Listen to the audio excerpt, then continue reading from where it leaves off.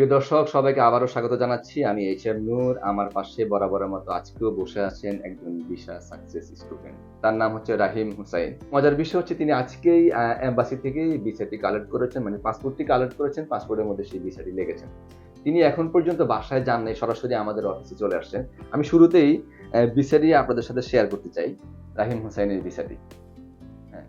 তো আমরা এই রাহিম হুসাইনের শুরু থেকে শেষ পর্যন্ত জার্নিটা কিভাবে শুরু হয়েছিল এবং তার এই সফলতার পিছনের গল্পটা তার মুখ থেকেই শুনবো।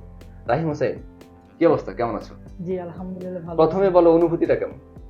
অনুভূতি স্যার খুব ভালো, খুবই ভালো। খুবই ভালো। ওয়াও! পাসপোর্টটা তোমার হাতে রেখেই তারপর কথাটা বলো। Sir it's like dream come true. তোমার ইউনিভার্সিটি হচ্ছে ইউনিভার্সিটি অফ কেগলিয়ারি। জি, তোমার সাবজেক্ট হচ্ছে বিজনেস ম্যানেজমেন্ট। জি। ওকে। তোমার এই সাবজেক্টটা চয়েস করার পিছনে কারণটা কি?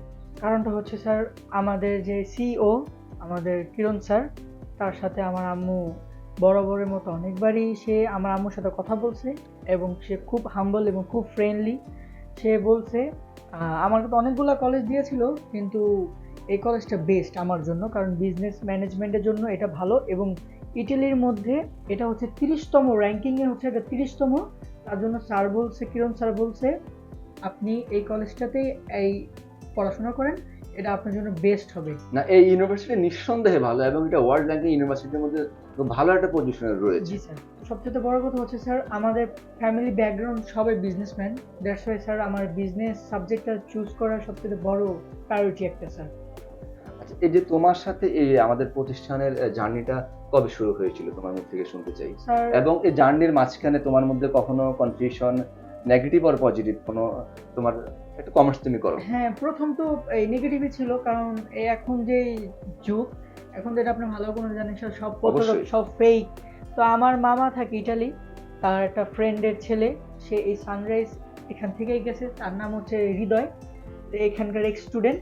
তো তার থেকে নাম্বার নেওয়া এবং আমাদের এখানে মাননীয় কিরণ স্যার সিইও, তার সাথে কথা বলা, তার এখানে আসলাম, আইসা দেখলাম এটা ফেক অর রিয়েল। কিন্তু এখানে আসলাম যতটুকু কথা বললাম না এটা ফেক হতেই পারে না, এটা খুব রিয়েল একটা বিশ্বস্ত প্রতিষ্ঠান একটা। এবং এই বিশ্বস্ত প্রতিষ্ঠানের মধ্যে আরো অনেক কিছু লোক আছে যাদের কথা না বললেই নয়। প্রথম হচ্ছে আমাদের রাব্বি স্যার, সে খুব ফ্রেন্ডলি। আর আমাদের কাউসার স্যার, তারা দুজন অনেক ভালো একজন মানুষ, আমাদেরকে অনেক বুঝাইছে। আমি যতবার ফোন দিয়েছি তাদেরকে তারা একদমই বিরক্ত হয়নি। এবং রাত 12টা হোক যাই হোক, কিরণ স্যার যার কথা না বললেই নয়, যার জন্য আমি এখানে আছি, সে আমাকে প্রত্যেকটা খুঁটিনাটি, সে প্রত্যেকটা পয়েন্ট আমাকে ধরে ধরে বুঝাইছে, আমাদের কিরণ স্যার। এমবাসি ভিসা অ্যাপ্লিকেশনের ক্ষেত্রে অনেকগুলো ডকুমেন্টস সাবমিশন করতে হুম, হয়। সেই ডকুমেন্টসের ক্ষেত্রে আমাদের যে সহযোগিতা ছিল তোমার জন্য, বিশেষ করে একটা প্রপার অ্যাকোমোডেশন প্রয়োজন ছিল, তার 1 বছরের এগ্রিমেন্ট এবং 1 মাসের পেমেন্ট করে। দর্শকদের একটু বলে রাখি, বিদেশে বিশেষ করে ইতালিতে উচ্চশিক্ষার ক্ষেত্রে ব্যাংকটা খুব গুরুত্বপূর্ণ একটা পার্ট।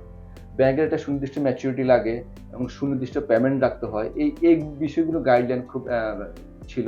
তারপরে হচ্ছে একটা প্রপার সিনিয়র দরকার ছিল। তো সবকিছুই যে আমরা করে দিয়েছি এবং জি, তোমাকে দিয়ে আমরা কিছু কাজ করিয়ে জি স্যার। নিয়েছি। এই যে সফলতাটা আসলো, যখন সর্বোপরি যেটা আমি বলতে চাই, যখন আমরা এম্বাসিতে ফাইলটা তুমি সাবমিশন করলে, তোমার মধ্যে কনফিডেন্স ছিল যে তুমি ভিসা পাবে? জি স্যার। কনফিডেন্স ছিল? জি স্যার। ওকে, কারণ ফাইন। আমাদের এই সানরাইজ এডুকেশন তারা এরকম সুন্দরভাবে ফাইল গুছিয়ে দিছে স্যার, রিজেক্ট হওয়ার কোনো স্যার চান্স নেই স্যার। জি স্যার। আর আমার ফাইল সম্পূর্ণ দেখছে স্যার আমাদের সিইও কিরণ স্যার। যারা অডিয়েন্স দেখছেন হ্যাঁ। তাদের জন্য তোমার কোনো বক্তব্য বলার আছে কিনা? জি, আপনারা যারা বিদেশে পড়াশোনা করতে যাচ্ছেন, আমার ব্যক্তিগত চিন্তাধারা একটাই, আপনারা এত কনফিউশনে থেকেন না। আপনারা তো মাত্রই আমার এই ভিসাটা দেখতেই পারলেন। এটা তো আর ফেক কিছু না, এটা হচ্ছে রিয়েল একটা ভিসা।